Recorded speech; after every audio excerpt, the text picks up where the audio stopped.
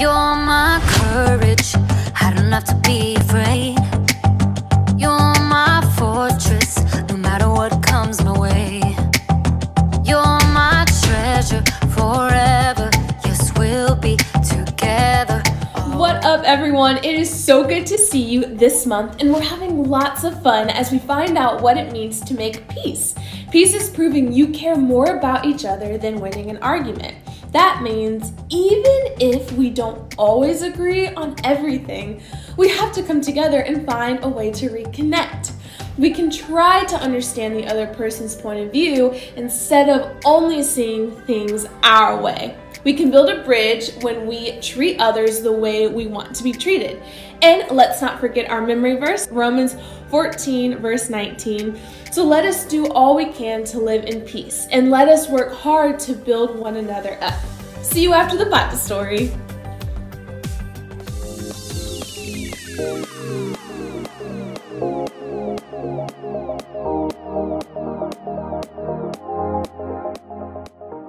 Hi, it's your boy Jacob, and today we're talking about peace. Peace is proving you care more about each other than winning an argument. So, if you had an argument with someone and you feel like that relationship is broken, peace can help you rebuild that relationship. It's like building a bridge. Bridge. You can build a bridge out of anything. Legos, popsicle sticks, spaghetti, and even trash. Sometimes we throw things away without thinking about how much we really need them. So I'm going to recycle this big, beautiful bin of garbage by building a bridge. Let's do this!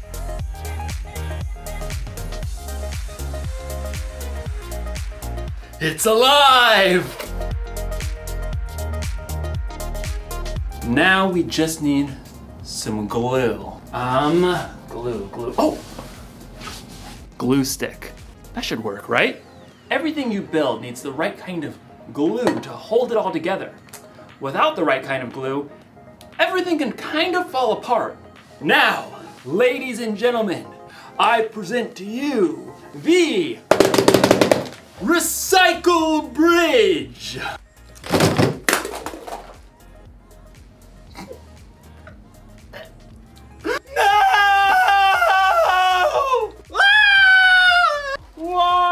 You see, it's hard to make things stick together when you don't have the right kind of glue. As you'll discover in today's story, helping people stick together takes the right kind of glue too. So, stick around. You see what I did there? Stick. The Bible. It's 66 books of history, stories, letters, and poetry that fit together to form God's one big story. The epic adventure of how He created us and loves us so much that He made a way to rescue us. As we travel through the Bible, from Genesis to Revelation, we discover people who met God and found their lives changed forever. Now, for an amazing story, inspired by the book of Colossians, chapter 3. Verse 15. In a letter written to the Colossian church, the Apostle Paul wrote, "Let the peace that Christ gives rule in your hearts. As parts of one body, you were appointed to live in peace and be thankful." Now let's see what that truth may look like played out in our lives today. Katie wiped the sweat from her forehead and took a long drink from her water bottle. How is it this hot in April? She looked back at the long patch of scrubby ground on the corner lot by Miss Watson's house. Her friends, Caleb and Nona, were both pulling weeds too. I thought we'd be done before lunch. It'll take us days to clear out all this brush. All three kids lived in the same neighborhood and were in Mr. Benson's 7th grade social studies class. It had been Katie's bright idea to start a neighborhood garden for their community service project. Well, we have to finish, unless you want to fail social studies. Even though the friends had been working for a couple of hours already, they'd only cleared the brambles from a small patch of land at the corner. Even when we finish pulling weeds, we still have to dig up the dirt. Yeah, and plant the seeds and water them and stuff. Look, we just need to get it done. I really want an A, okay? Let's use what we've cleared so far and pick one thing to plant. Sunflowers. What? They're big. They're bold. They'll brighten up the whole neighborhood. I don't want to plant flowers. Katie did a quick search on her phone for backup. Plus, you aren't supposed to plant sunflowers until summer. That's a big fat fail for class. Well, it feels like summer. We should plant a pumpkin patch. I mean, how awesome will it be to have all the little kids come right here to get their pumpkins in the fall? That's like half a year away. You guys. Plus 2 words, pumpkin pie. 2 more words, is disgusting. Katie jumped right between her sparring friends. You guys, we need something easy that will actually grow now before the end of the school year. I looked it up. She held up her phone and showed them a picture of small flowers with viney green stalks. What are those even? You have got to be kidding me. Katie checked her screen again. Petunias. We can plant them right here by the stop sign. They grow super fast, we'll get a good pick for class, and then we're done. I thought the whole point of this was to help people. Petunias are nice. This is ridiculous. Something that small will just get overrun by all the weeds we haven't pulled. You got a better idea? Yeah, sunflowers. You know, something big and beautiful. Or pumpkins. Katie ripped off her gardening gloves and hurled them into the dirt. Fine. Do your own community service project. You're quitting the garden? It's not a garden, it's a weedy dirt patch. I'll do my own project. Katie grabbed her water bottle and her tools and stalked off. I cannot believe them. At home, Katie kicked off her muddy shoes and hurled her dirty gloves on the floor. How'd it go, sweetie? Awful. We hardly cleared any weeds, and Nona and Caleb wouldn't listen to my idea about what to plant. It is a pretty big project. I'm doing my own. Isn't it a group thing? Nona and Caleb don't even care about the grade. They want to do all this stuff with pumpkins and sunflowers and stuff we'll never even finish. I get it. It's a lot easier to keep it small, but it's up to you whether you want to hold on to being angry or go make this right with your friends. They started it. Look, God designed you to be at peace on the inside, peace with Him and with others. Okay, yeah, I don't know where to start. You could start with more help. I bet Miss Watson would be willing to lend a hand since that weedy patch is right by her yard. Maybe. Oh, and Mrs. Garcia is always trying to start a garden in their backyard, but she says it's too shady.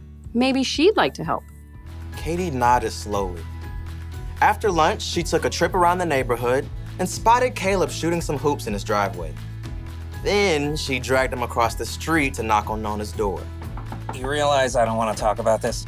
I don't want to talk about this. Just give me a minute. Both of you, please. Caleb and Nona stared at Katie, arms crossed. I'm really sorry. I got so stuck on making an A that I didn't listen to your ideas. I was just so hot and frustrated. Katie's friends waited. I talked to Mrs. Watson and the Garcias and that family with the little kids by the stop sign. They all want a garden, like a big vegetable garden. They want to help us. Really? We could clear the lot pretty fast with that much help. And we can plant everything, tomatoes and beans and carrots and sunflowers and pumpkins and whatever people want to eat.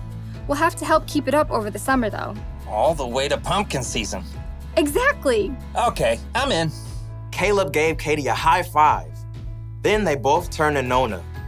She hesitated.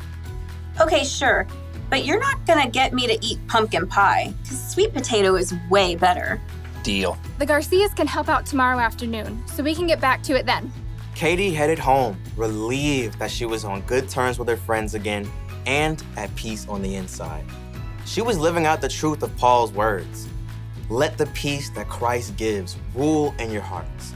As parts of one body, you are appointed to live in peace and be thankful. Some days, people are hard to get along with. Your sister spills milk on your homework. Your mom packs your lunch with that weird kind of bread you keep telling her you don't like. You have an argument with your friend over your group project. You just want to yell at everybody. But the Apostle Paul reminds us in his letter to the Colossians, let the peace that Christ gives rule in your hearts. As parts of one body, you were appointed to live in peace. Do you hear that? It's your job to make peace with the people around you. It's one of the things that you were made for. but you don't have to do it alone. You can have the peace that Christ gives.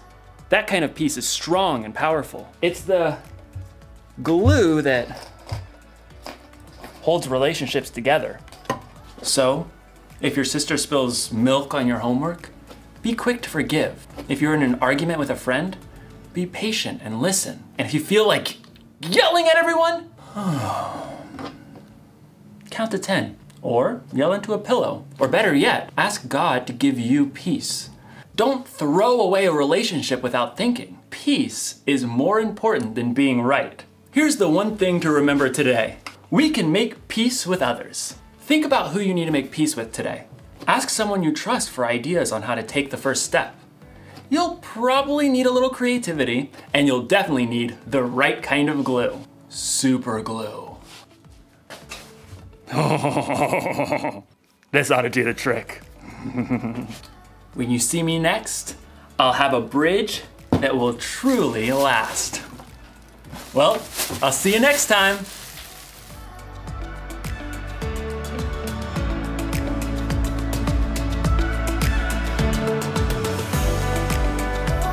Relationship with Jesus gives us peace and makes us want to make peace with others. So let's think about it. Who specifically do you need to make peace with? Is there a family member or a friend you're currently having trouble with, or someone you just struggle to get along with? This week, make the first move to make things right. Take the first step to build the bridge and reconnect. Work to find a way to fix the problem. Remember, God made us to live in peace. We can make peace with others. Say that with me. We can make peace with others.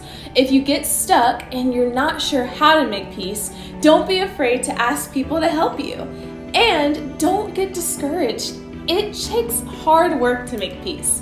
It might mean that you might have to give up what you want so that you can make things right with someone who disagrees with you. But it's worth it to work for peace. As Paul reminds us in our memory verse, so let us do all we can to live in peace, and let us work hard to build up one another. Now, let's bow our heads and close our eyes. Dear God, thank you for sending Jesus to make peace with us. Thank you for creating us to live in peace with you and with each other. So please help us to take the first step to build a bridge between ourselves and others, even when it's hard and even when it costs us something. We love you and we ask these things in Jesus' name, amen. All right, UpStreet, I love you, and I'll see you Tuesday for the So-and-So Show. Bye. Even when the days get harder, I know you'll rescue me. Even when the sky is darker, I know you'll bring me peace. You are my strength, you are my savior.